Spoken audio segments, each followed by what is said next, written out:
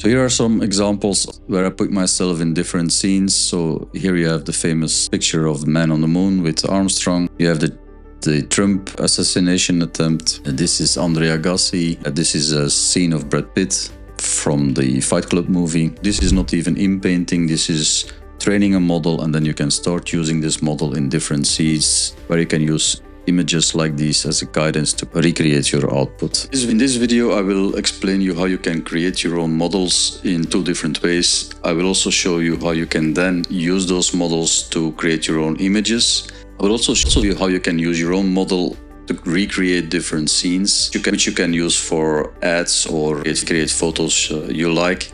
And finally, I will show you the best way I found to animate, create videos out of those images. So the first thing is to create your own data set. For this, I would recommend to use 12 to 20 images to have the best results. Use large image files where possible, PNG or JPEG format. And optionally, make sure to name those images with your exact reference so that you can create consistency when the model is being trained. I will be using FLUX to train a data set, and there are two ways to do so. So the first method is to use Krea, and here you can actually just go to train, upload your images. Here you will see some of the images I used when training Krea, the Krea model, which is actually FLUX. I used 23 images, I removed the background, and I have consistency in the name.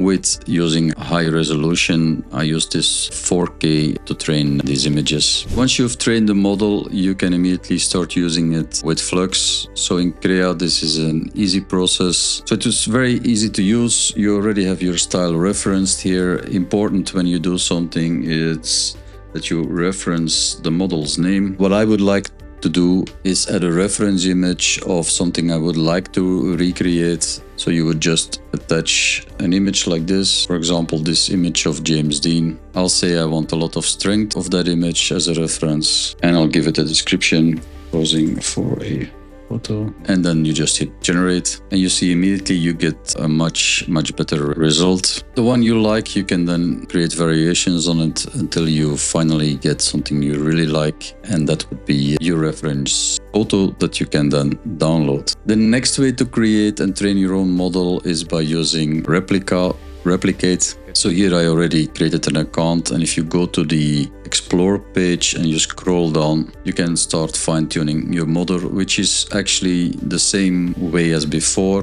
So you would create your own model, give it a name. So in my instance, I'm using this, make it private. You upload a zip file of the reference images you created. So these are the selfies, high definition, JPEG, PNG, with a good name of your reference. So I would name them QB1, 2, 3, 4, and so on. Create a trigger word. So this is very important. This is what you will be using when you create a prompt. You can do auto caption. So if you did not name the file names, you can here define something that will always describe the pictures. And the rest I leave default. So number of steps, I will put 1000. LoRa rank is 1000. I'm not using anything of the other stuff. And then you would do the training. So I already trained the model on it, and here under trainings you can see the model itself. So it took 20 minutes to do the training. This will have a cost associated with it, so you're actually being charged per CPU that you're using.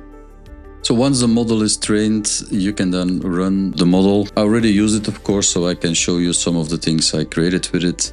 So in this example, I used the Schnell model. This is the prompt I used. And man running in the field. But then I remembered that the captioning of the files was a white man with a beard. And if you then run the model with that exact prompt, then here I started getting the good results. And basically the changes was that I put the prompt correctly, but also the captions that were in the file I entered in the prompt, and then I just used the output I wanted to see.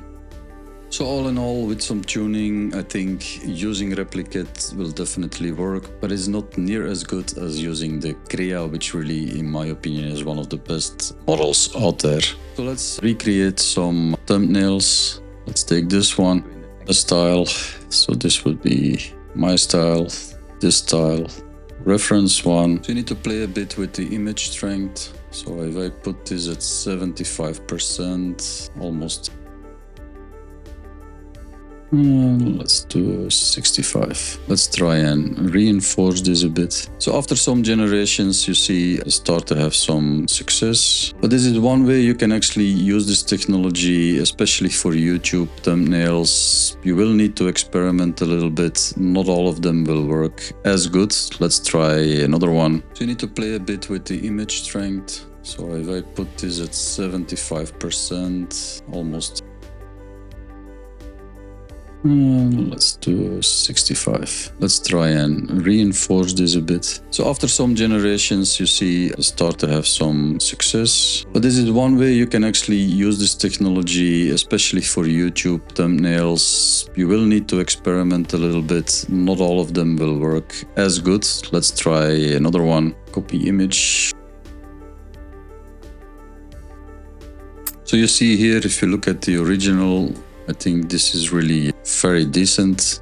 The original, the one I created. And this is one I tried earlier. So copy image. And just always as a tip, try and match the scene you're looking at. So in this case, could be listening. Put the strength up to 70, generate. And I think this one is good. So once you have an image you like, again, you can create some variations and then you will get close variations of the image you're trying to rebuild. Now, the best results to create videos from this I achieved when using Kling. So let's quickly head over to Kling and look at some clips I used or I created. So this is the one from the tennis player. So I actually really like how this moves. It looks very natural. I also tried this with Krea, but there the results were not as good. So here is the video from Krea.